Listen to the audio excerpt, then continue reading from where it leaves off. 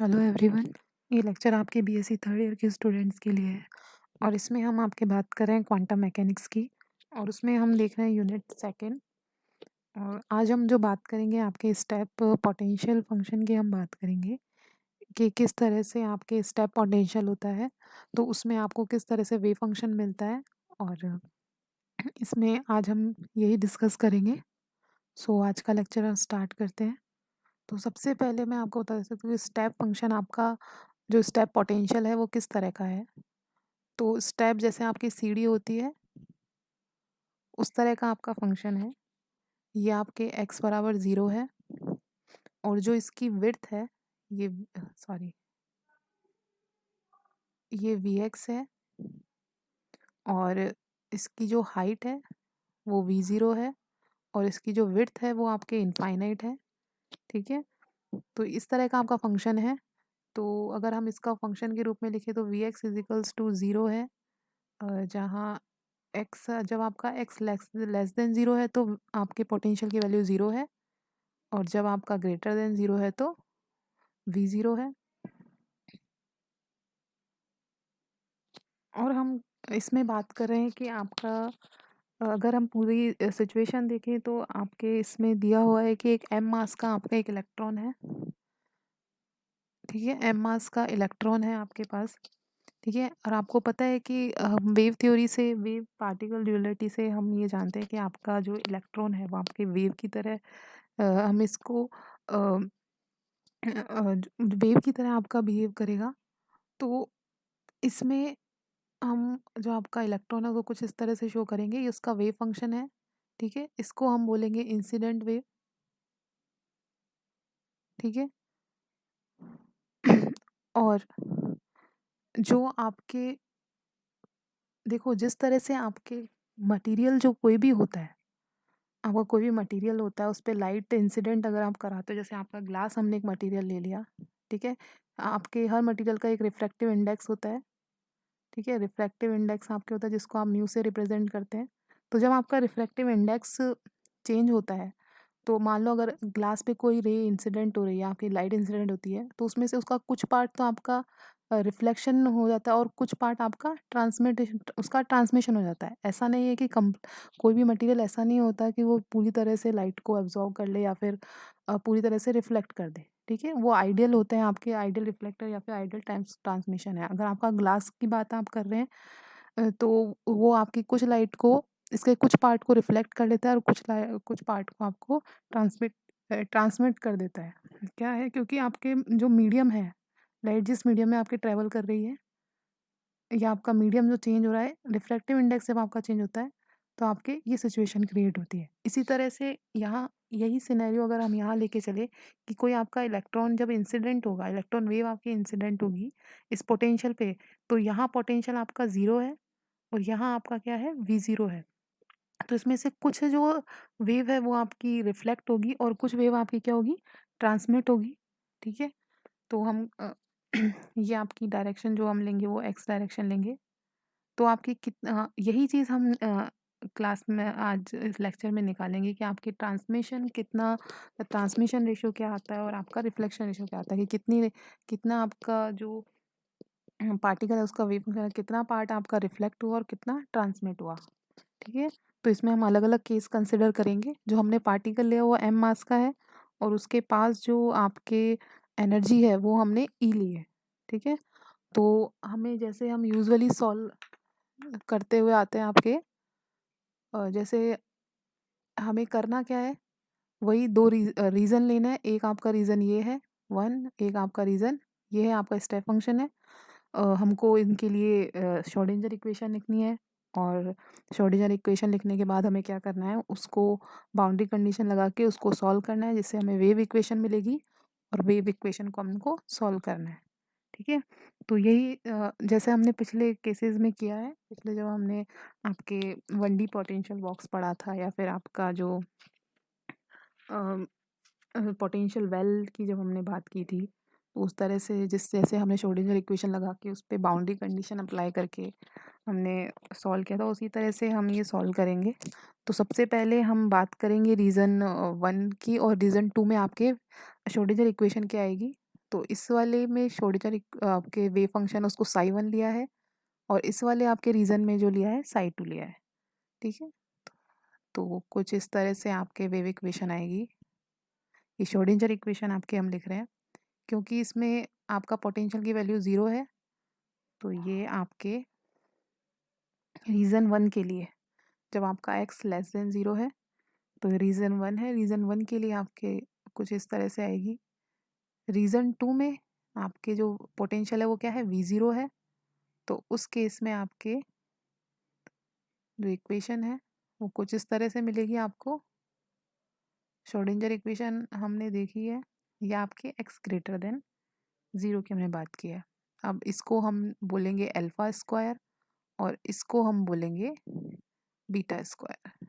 ठीक है, तो आपके पास दो इक्वेशन आ जाएंगी। वो क्या आ जाएंगी, del to psi upon del x square plus alpha square psi 1 is equals to 0। एक इक्वेशन ये बन गई, डेल टू साई 2, और ये आपके सेकेंड रीजन में हो गई। ठीक है, सिंपली हमने कांस्टेंट की वैल्यू पुट की है। ठीक, अब हम क्या करेंगे, इनके सॉल्यूशन लिखेंगे। तो ये आपके डिफरेंशियल इक्वेशन है। तो डिफरेंशियल इक्वेशन के जो आपके सॉल्यूशन निकल के आते हैं वो आपको पता ही है, आपने CI और PI पढ़े होंगे। तो इसका सॉल्यूशन जो आपके निकल के आता है, आप मैथ्स में आप ये डिफरेंशियल इक्वेशन के आप सॉल्यूशंस देखते हैं तो ये इतना डिफिकल्ट नहीं है, आपने पढ़ा हुआ होगा। तो एक कोफिशिएंट आता है आपके a iota alpha x plus b e की power minus iota alpha x। ठीक है, साइड 2 आपके पास आएगा c e की पावर आयोटा बीटा x और d e की पावर माइनस टा बीटा x। ठीक है, तो ये आपके पास दो इक्वेशंस आ गई हैं। ठीक है, अब हमें जो बाउंड्री करने, अब हमें क्या करना है, ये आपके कोफिशिएंट है, इनकी वैल्यू आपके पास 4 कोफिशिएंट है, तो इनकी वैल्यू आप निकालेंगे। और इनकी वैल्यूज़ कैसे फाइंड आउट करेंगे, तो बाउंड्री कंडीशन लगा के हम इनकी वैल्यूज जो आपके ABCD हैं इनकी वैल्यू हम फाइंड आउट करेंगे।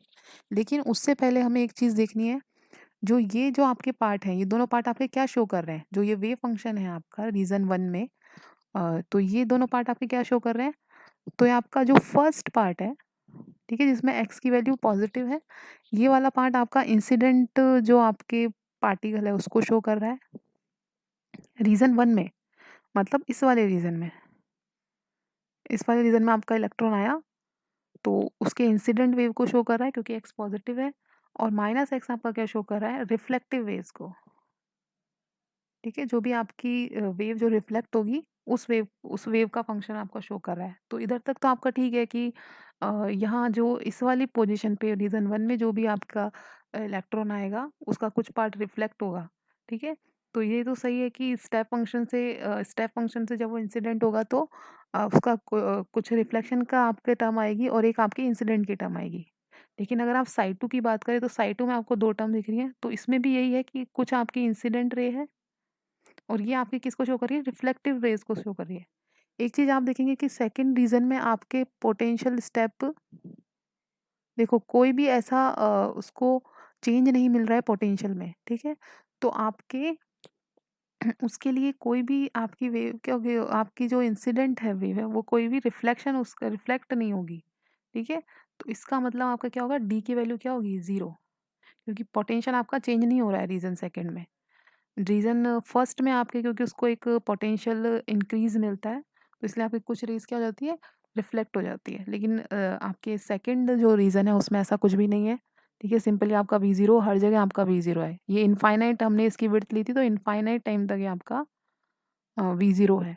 ठीक है, तो इसके लिए D बराबर 0 आ गया। तो अगर हम ये चीज़ अप्लाई करके अब हम अगर वेव फंक्शन लिखे तो हमारे पास आएगा a e की power alpha x plus b e की power minus iota alpha x।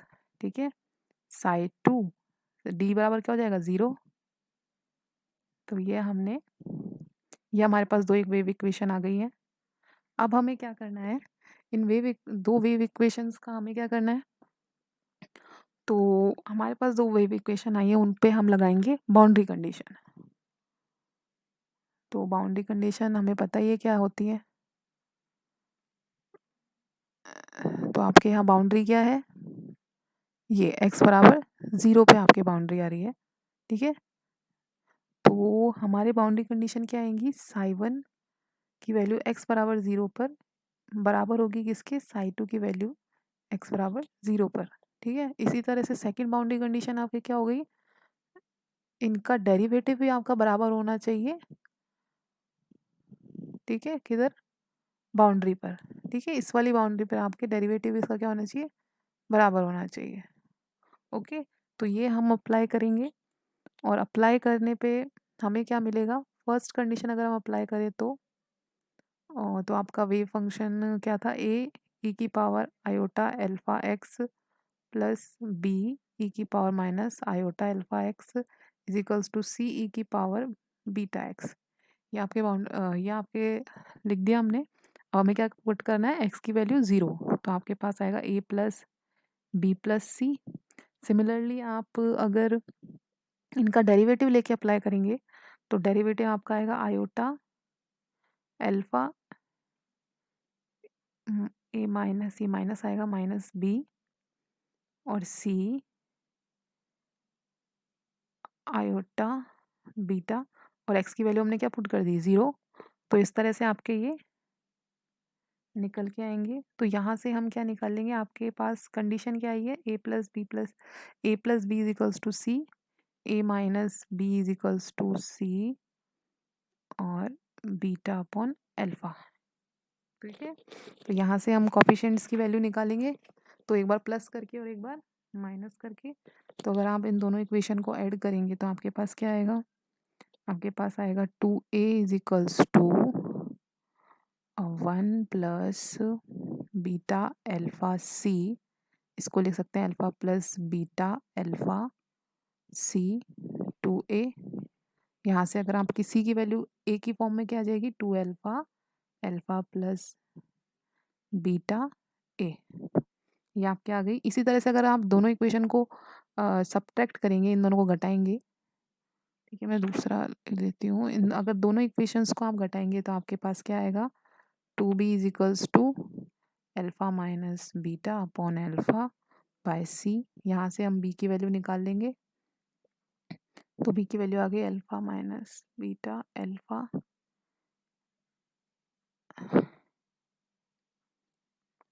ठीक है। ये आपके पास आई है, सॉरी 2b आपके पास ये है। यहाँ पे सी की जगह हमने जो अभी हमने सी की वैल्यू निकाली थी, क्या आई थी, 2 alpha alpha plus beta into a, ठीक है। तो यहाँ से बी की वैल्यू हमारे पास आ गई है alpha minus beta alpha plus beta A, ठीक है। और सी की वैल्यू हमारे पास क्या आई थी, 2 alpha alpha plus beta A, ठीक है। तो बी और सी की वैल्यू हमारे पास किस कोफिशिएंट के रूप में आ गई, ए, ठीक है। तो बी और सी की वैल्यू हमारे पास आ गई है। अब हमें सिंपली क्या करना है, जो हमारे पास इक्वेशंस थी, वेव इक्वेशन थी, उनमें इनको पुट करेंगे। तो आपके पास वेव इक्वेशन क्या थी, हमारे पास थी ए की power alpha x plus b e की पावर माइनस अल्फा एक्स, और साइड 2 क्या था, सी ई की पावर आयोटा बीटा एक्स, ये आपके पास था, ठीक है। अब पुट करेंगे बी की वैल्यू और सी की वैल्यू, जो किसकी फॉर्म में है हमारे पास, ए की फॉर्म में और अल्फा बीटा की फॉर्म में। तो पुट करेंगे तो हमारे पास आएगा ई अल्फा एक्स, बी की वैल्यू अगर आप पुट करोगे तो alpha minus beta alpha plus beta e की power minus iota alpha x, और साइड 2 की वैल्यू सिंपल यहाँ के पास हो जाएगी 2 alpha alpha plus beta e की power minus iota beta x. ये आपके पास इक्वेशंस आ गई है, ठीक है।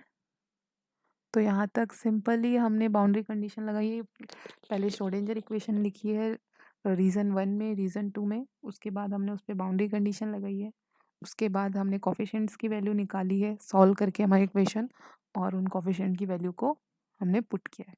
यहाँ पे ए और आएगा, ओके।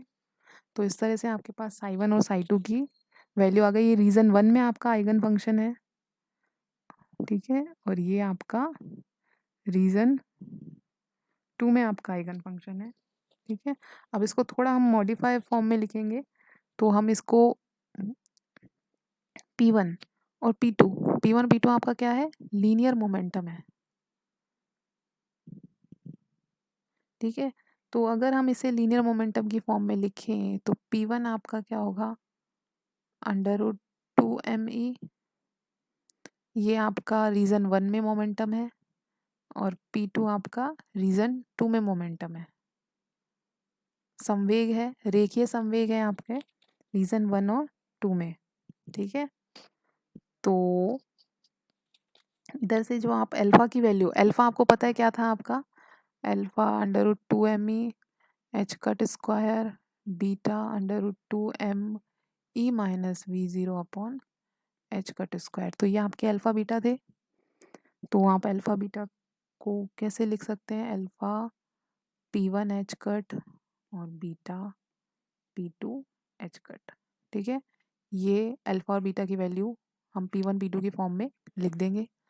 तो psi1 आपके पास आ गया ए की power alpha x plus, sorry alpha x नहीं आएगा, P1 एक्स एच कट और P1 minus P2 P1 plus P2 ए की power minus iota x P1 H cut. ये psi1 की वैल्यू आ गई P1 की फॉर्म में, और इसी तरह से आपके आ जाएगी psi2 की वैल्यू, ठीक है। तो psi2 आपके पास आ जाएगा 2P1 upon P1 plus P2 ई की power minus iota P2 x upon H cut, ठीक है। तो ये आपके पास psi1 और psi2 आपके आइगन फंक्शन आ गए किसकी फॉर्म में, P1 और P2 की फॉर्म में। अब हम इनसे क्या निकालेंगे, आपके पास वेव फंक्शन आ गए हैं psi1 psi2। अब हम बात करेंगे आपके कॉफिशिएंट्स की, रिफ्लेक्शन कॉफिशिएंट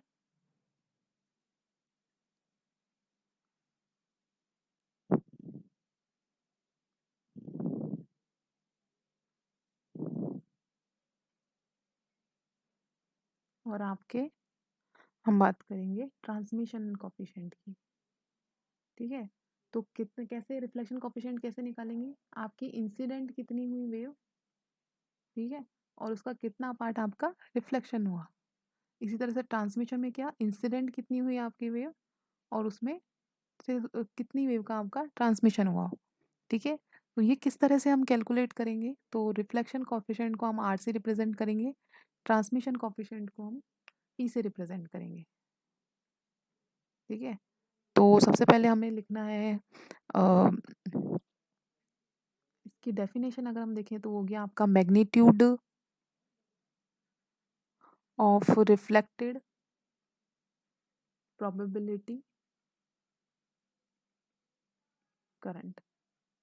तो ये आपका प्रोबेबिलिटी करंट के थ्रू हम मेजरमेंट करेंगे कि आपकी कितनी वेव जो है इंसिडेंट हो रही है और कितनी आपकी उसमें से कितना पार्ट उसका रिफ्लेक्शन हो रहा है।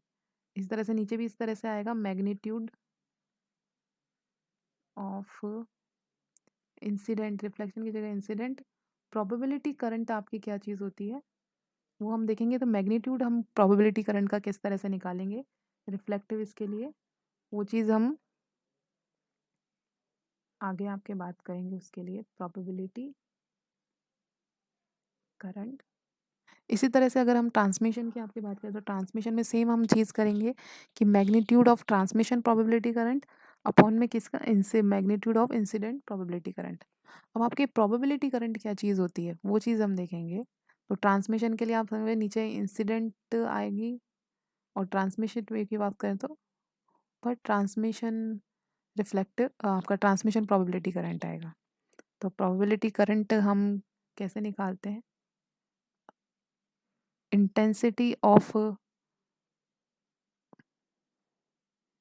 पार्टिकल, अगर हम reflection current, reflection probability current की बात करें तो incident of reflected particle, intensity of reflected particle into velocity of reflecting particle.